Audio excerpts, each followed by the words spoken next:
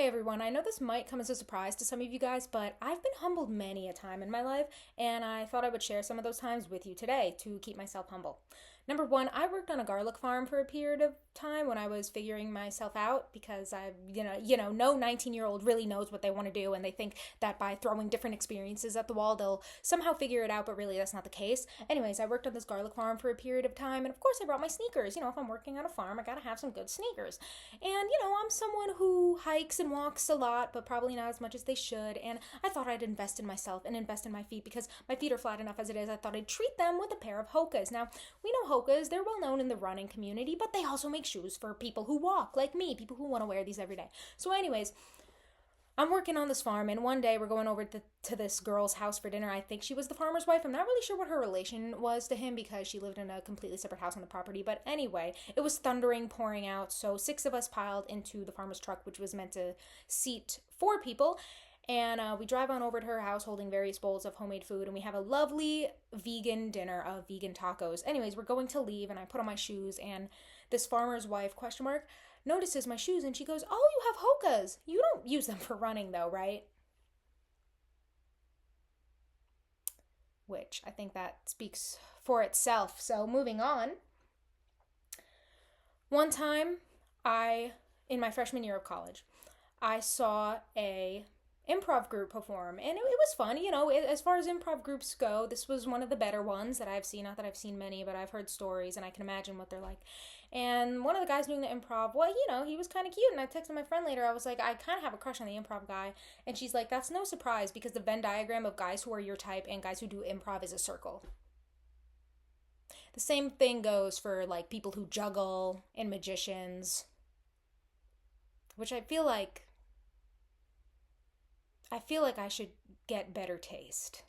No, that's not a diss to all the improv guys, magician guys, the juggler guys, but being known as the girl whose type is guys who do improv, I feel like very rarely there's a good guy who does improv. Not that his improv is bad, but like him as a person, the chances of guys who do improv being a good person is very low.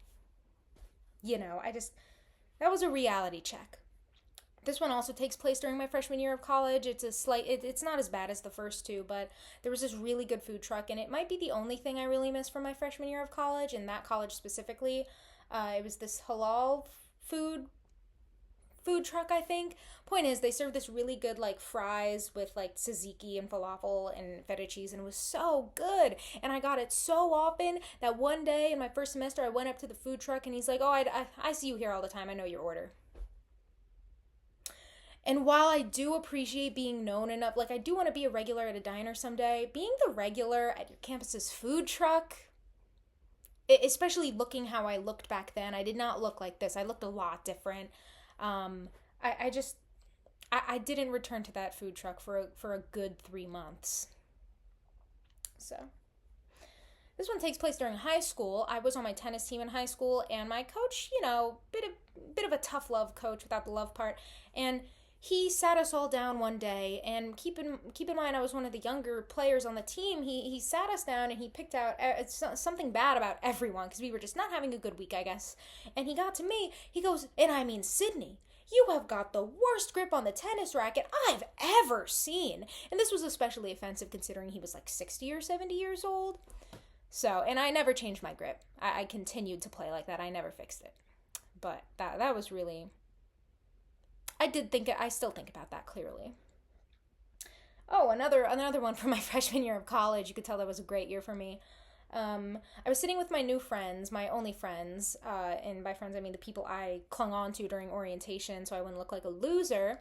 I was sitting with them, and they were all talking about their boyfriends, blah, blah, blah. And then they get to me, and they go, "Sydney, like, what about you? What's your love life like?" And I was like, "Oh, I've never had a boyfriend." And they go, "You've never had a boyfriend? That's so sad." And I kind of just stood there like, thanks, I know. I was actually aware of that, but thank you for reiterating it.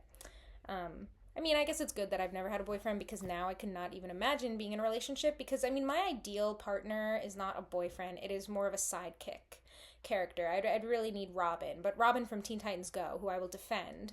until my last breath. That's my ideal. If I have to stick with a person for the rest of my life, it would be more of a sidekick assistant situation. But anyway, that was still very humbling. And no, I did not ever get a boyfriend since then. I've never, Anyway, what's next? Oh, this one we're going way back to when I was 6. I don't know. When I went to Disneyland, which, why are you taking your 2-year-old to Disneyland? I mean, I was 6, but my brothers were like 2 or 3. Why are you taking them to Disney World? They're not going to remember that, but I do remember one thing.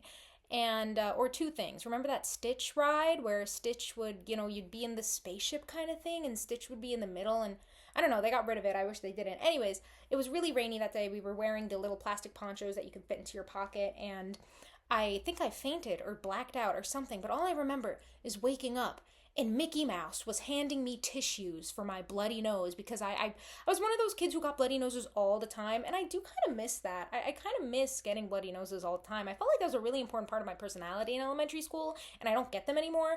But anyways, I blacked out and I came to, and it was pouring, and through the raindrops I could see Mickey Mouse handing me brown napkins from the whatever food stand, from the Dole Whip stand, for my bloody nose. And that's not really humbling. That's just like a, yeah, of course that happened to me kind of thing, The last thing is very, very tame. This happened recently. This is the most recent one. I always say thank you to my bus drivers, because none of the bus drivers ever look happy to be a bus driver on campus, and I get that. Believe me, I get that. But I was on campus, and I was having I was on the bus, sorry, and I was having such a good time. I had music in my headphones, and I felt like I was in Gilmore Girls, and I was holding my coffee, and I was getting off the bus really, cool and suave-like, and I say thank you to the bus driver, and I'm sipping my coffee, and as I'm walking out, the door closes on me, and my coffee spills all over my shirt. And I'm completely, this is not Stars Hollow. This is the commuter parking lot of your public state university. So, little bit of a reality check there. And I did have to push the doors open, because they still didn't hear me, even though I was the last one on the bus. So, it's moments like these that, really keep my ego at bay when I'm getting a little bit too big-headed. But that's it.